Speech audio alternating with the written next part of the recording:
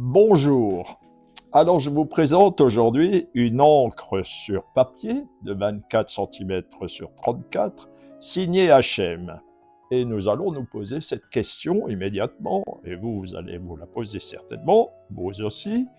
H&M sont-elles les initiales de la signature d'Henri Matisse? Si on observe bien ce dessin, ce qui nous saute aux yeux, tout de suite, c'est le trait pur, unique, sans repentir, un signe sûr, presque calligraphique, typique du style de Matisse. Nous trouvons également des zones de vide assumées, les vêtements traités par ponctuation ou laissés en réserve, des mains très travaillées, souvent un point d'ancrage crucial chez Matisse. La main droite, notamment, est finement décrite avec un anneau dont on verra le détail plus tard. L'équilibre entre le portrait et l'étude décorative, la coiffure est stylisée, des boucles traitées en arabesque, les ponctuations décoratives sur le corsage, très proches de ces séries espagnoles ou orientales que Matisse a œuvré à recréer, réalisé dans les années 20. Par contre, nous voyons dans la main gauche un aspect non fini. Alors le non fini ici, comme dans l'œuvre de Matisse, ne trahit pas l'inachevé, ce n'est pas un signe de manque de savoir-faire, mais la sélection volontaire de ce qui doit être dit ou suggéré. Le silence du fond, la ligne fluide et le travail des vides deviennent les véritables acteurs de la composition.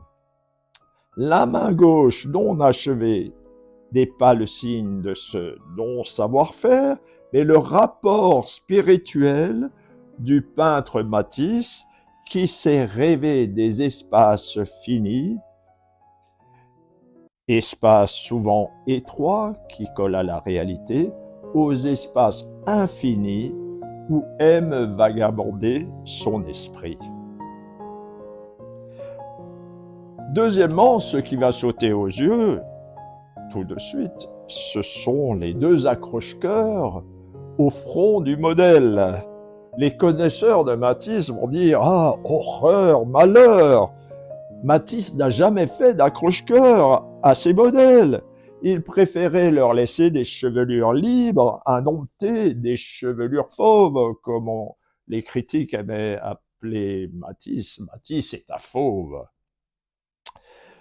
Mais cette première contradiction est surmontée quand on sait maintenant, aujourd'hui, après l'exposition de ce printemps, que la famille tenait caché un portrait d'une danseuse espagnole aux deux accroche-cœurs également mis en exergue sur la figure du peintre Laurette, qui était en plus un hommage à la belle Zélie du peintre français Ingres que Matisse vénérait absolument par-dessus tous les autres peintres, puisqu'il l'avait comme modèle pendant son apprentissage, et donc il avait copié pour son modèle Laurette qui pose pour la danseuse espagnole, les fameux accroche-cœurs de la belle Zélie, dont je vous montre le portrait tout de suite. Merci.